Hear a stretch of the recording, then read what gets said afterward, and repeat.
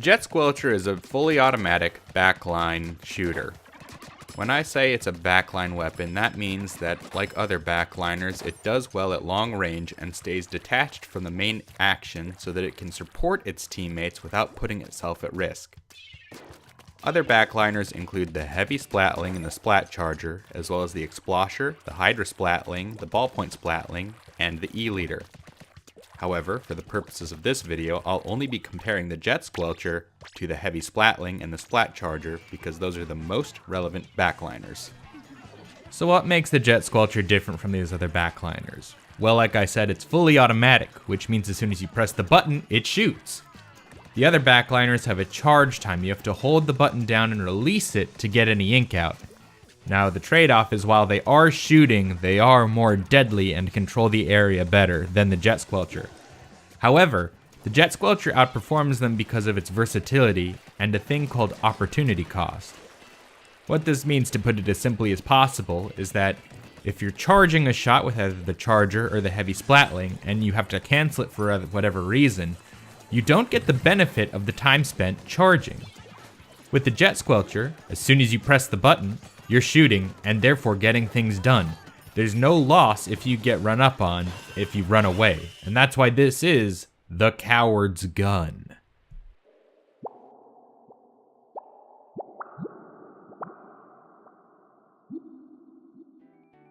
So let's discuss roles a little bit, and let's talk about our friends the Slayers. Now, we have to be grateful for the slaying weapons because they are just so good at getting kills. Really excellent at murder, but sadly, since they're always up in the action, they're always at risk, and they're also kind of really good at getting murdered. You don't want your friends to get murdered, right? That's why you should play the Jet Squelcher. As a backline support weapon, you provide a constant safe haven for your Slayers to retreat to in case things get too hairy out there. You'll also provide support in the form of suppression. With suppression, you're drawing focus away from your frontliners and onto you, and unfortunately for most weapons, they simply won't have the range to challenge you, and this will make the Slayer's job a whole lot easier. Additionally, even though you're mostly suppressing, you'll also get kills with your long range, which will make your job that much more rewarding. Another vital duty of the backliner is to watch for flanks. Since you'll be standing a little bit behind all the action, you are primed to try and find anyone who's trying to sneak around. It's also worth noting that by standing closer to your spawn relative to your teammates, there are less viable angles of attack on you. Therefore, you are primed to notice a flank before anyone else.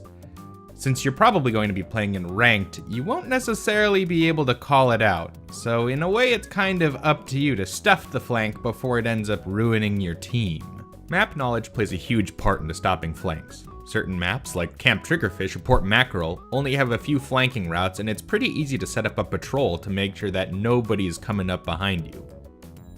Other maps that are more open-ended and have more verticality, like Muscleforge Fitness and Moray Towers, can be a lot trickier, and you're going to have to use your map and also not get tunnel vision on the action to make sure that somebody's not coming up behind you to ruin your day. Finally, stay the heck alive! You're the backliner, the backbone of the team. Your teammates rely on you as a good and safe place to super jump, as well as the support they need to push back in a bad situation. So whatever it takes, run away, super jump away, hide from people, preserve your life over all else.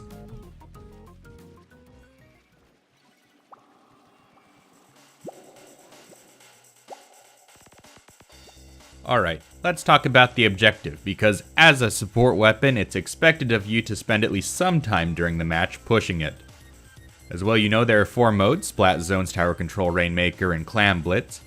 And I'm here to help you know when's a good time and how you should be pushing those different objectives. In Splat Zones, you can safely attack the zone without putting yourself at much risk. Just make sure that there's a buffer of ink in between you and the enemy forces. Once you do manage to take the zone, however, it's important to push into it. Splat Zones isn't just about controlling the zone, but controlling area beyond the zone. The larger an ink buffer you can make in between the enemy's spawn and the zone, the longer you'll hold on to the zone and the more points you'll score. So obviously, first things first, if the tower is under heavy fire, don't ride it. However, if you have advantage in either map control or teammates on the field, you should definitely get on the tower here. Support weapon and support weapons ride the tower. This can be tricky for a longer range weapon though, as oftentimes you'll ride the tower into areas without a lot of map control. The best way to mitigate this is to suppress any enemy approaches with your long range. However, if things do start to get dangerous and the tower does come under fire, you should bail unless staying on the tower just a little bit longer would get you that checkpoint or gain you the lead. With Rainmaker, you're a decent candidate to carry it, or if a friend of yours is carrying it, then you should do what you do to help your frontliners. Either suppress enemy approaches or kill any flankers. You want to keep your Rainmaker safe, and it's a good idea to try and keep pace with them. Keep on about the same speed as they do so you can be a close protector. Clam Blitz requires an acute awareness of what your team members are up to. You have to pay attention to the clam count to see if it's worth it to make a push. Pushes can usually happen when your enemies aren't on the field and your teammates have specials charged. When making a push, due to the long lines of ink that you can paint as a backliner, you're uniquely positioned to make paths in enemy ink that will get you very quickly to the enemy clam basket. However, I would only suggest rushing into the clam basket if you have a power clam ready to go, or if the clams that you could put in the basket would make the difference between being behind and taking the lead. Okay, so you're probably wondering, it's 8 minutes in the video and you're foaming at the mouth. Come on, tell me how I get those kills. I need to see the splatted symbol because that's how my brain knows to release the feel-good chemicals. Well, listen man, I sympathize, and let me tell you about the 3 P's of murder. That's perception, positioning, and prediction. And we're gonna take a quick look at a Clam Blitz game and figure out how that applies in each situation. Okay, so the game's just started, and I've played enough Clam Blitz on Arowana Mall to know that a lot of people like to first approach the peak just before the middle of the stage. I throw some poison and then lay down some suppression, and what do you know? Basically a free kill. That's prediction, ladies and gentlemen.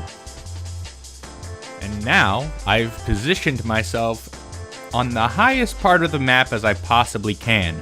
This makes me very inaccessible to most weapons unless they directly confront me on the right catwalk. So that's really all I have to be watching out for. Otherwise, I have free reign of the map to try and get picks. And easy, I get it. Again, this is just good positioning. As strong as the Bloblobber may be, it has a really hard time attacking anybody who's too high. It can't touch me, but I have no problem getting that splat.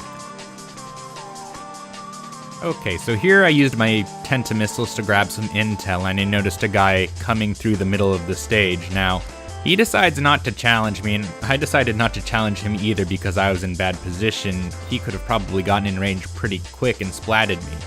But instead, he chooses to go down into sort of our trench and challenge one of my teammates.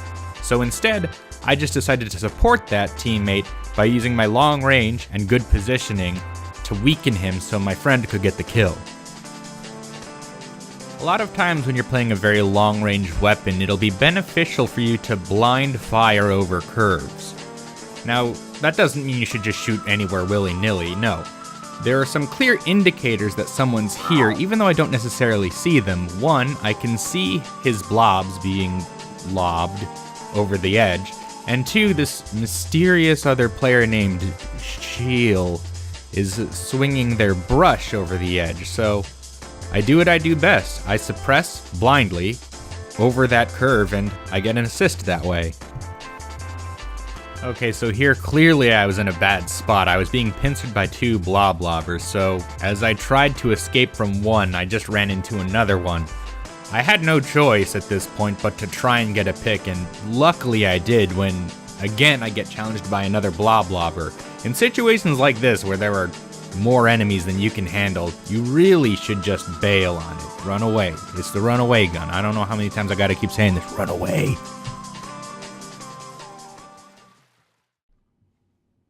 So in terms of matchups, 90% of the time you're going to be going up against a shorter range weapon than you. And if that's the case, you just want to stay outside their range. Don't let them get close, and if they get close, then retreat, jump away.